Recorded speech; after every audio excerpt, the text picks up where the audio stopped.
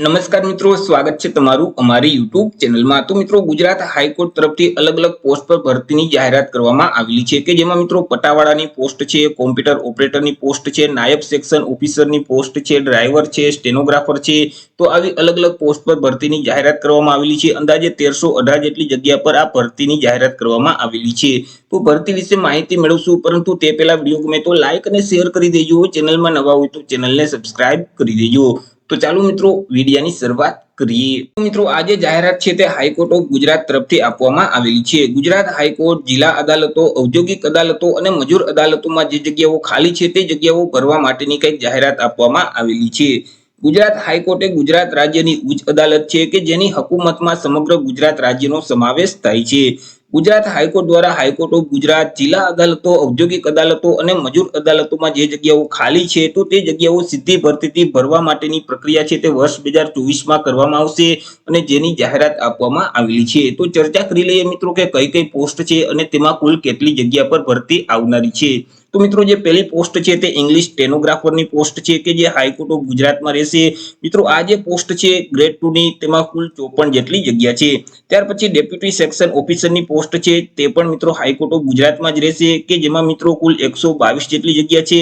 ત્યાર પછી આઈટી સેલમાં કોમ્પ્યુટર ઓપરેટરની પોસ્ટ છે કે જે પણ હાઈકોર્ટ ઓફ ગુજરાતમાં જ રહેશે કે જેમાં મિત્રો 148 જેટલી જગ્યા છે। ત્યાર પછી મિત્રો ડ્રાઈવરની પોસ્ટ છે કે જેમાં કુલ 34 જેટલી જગ્યા છે।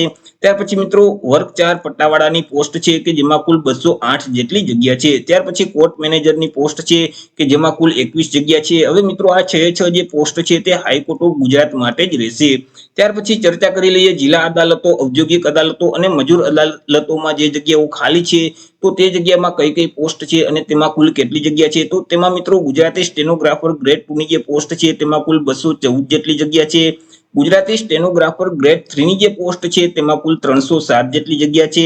અને મિત્રો અહીં પ્રોસેસ સર્વર એટલે કે બેલિફની જે પોસ્ટ છે તેમાં કુલ 210 જેટલી જગ્યા છે। તો આવી રીતે મિત્રો કુલ 1318 જેટલી જગ્યા પર આ ભરતી આવનારી છે। ચર્ચા કરી લઈએ મિત્રો અરજી ફોર્મ વિશે। તો મિત્રો ટૂંક સમયમાં જ વિગતવાર જે જાહેરાત છે તે ગુજરાત હાઈકોર્ટ તરફથી જાહેર કરવામાં આવશે। જ્યારે મિત્રો જાહેરાત આવશે એટલે ફરીથી આપણે એક અલગથી વિડીયો અપલોડ કરી દેશું અને ત્યાર પછી અરજી ફોર્મ શરૂ થશે। મિત્રો, આ જે વિગતવાર જાહેરાત છે તે નેશનલ ટેસ્ટિંગ એજન્સીની જે ઓફિશિયલ વેબસાઇટ છે exam.nta.ac.in તે વેબસાઇટ ઉપર જાહેર કરવામાં આવશે, અથવા તો મિત્રો જે ગુજરાત હાઈકોર્ટની અધિકૃત જે વેબસાઇટ છે ગુજરાત હાઈકોર્ટ.nic.in તે વેબસાઇટ ઉપર પણ આ જાહેરાતની પીડીએફ ફાઇલ અપલોડ કરવામાં આવશે, અથવા તો મિત્રો ગુજરાત હાઈકોર્ટનું જે ઓજાસનું પોર્ટલ છે hc-ojas.gujarat.gov.in તે વેબસાઇટ ઉપર પણ આ જાહેરાતની પીડીએફ ફાઇલ અપલોડ કરવામાં આવશે, અથવા તો નેશનલ ટેસ્ટિંગ એજન્સી છે ગુજરાત હાઈકોર્ટ છે અથવા તો જિલ્લા અદાલતોના જે નોટિસ બોર્ડ છે, નોટિસ સેક્શન છે તેના ઉપર પણ આ જાહેરાત છે તે પ્રસિદ્ધ કરવામાં આવશે। તો મિત્રો અહીં જે રસ ધરાવતા જે ઉમેદવાર છે તો તેઓએ ઉપરોક્ત અધિકૃત જે વેબસાઇટ છે તે વેબસાઇટ સમયાંતરે જોતા રહેવાનું રહેશે। જ્યારે મિત્રો ગુજરાત હાઈકોર્ટ દ્વારા ઓફિશિયલ નોટિફિકેશન ડિક્લેર કરવામાં આવશે એટલે આપણે ફરીથી એક વિડીયો અપલોડ કરી દેશું। મિત્રો, તમામ પોસ્ટમાં ઓનલાઈન અરજી ફોર્મ ટૂંક સમયમાં શરૂ થઈ જશે। જ્યારે અરજી ફોર્મ શરૂ થશે એટલે આપણે અલગથી વિડીયો અપલોડ કરી દેશું। તો આવી રીતે મિત્રો ગુજરાત હાઈકોર્ટ તરફથી અલગ અલગ પોસ્ટ પર ભરતીની જાહેરાત કરી દેવામાં આવેલી છે। તો આશા રાખું છું વિડીયો પસંદ પડ્યો હશે। વિડીયો પસંદ પડ્યો તો લાઈક અને શેર કરી દેજો। ચેનલમાં નવા હોય તો ચેનલને સબસ્ક્રાઇબ કરી દેજો। ફરી મળીશું એક નવા ટોપિક સાથે એક નવા વિડીયોમાં। ત્યાં સુધી જય હિન્દ, વંદે માતરમ।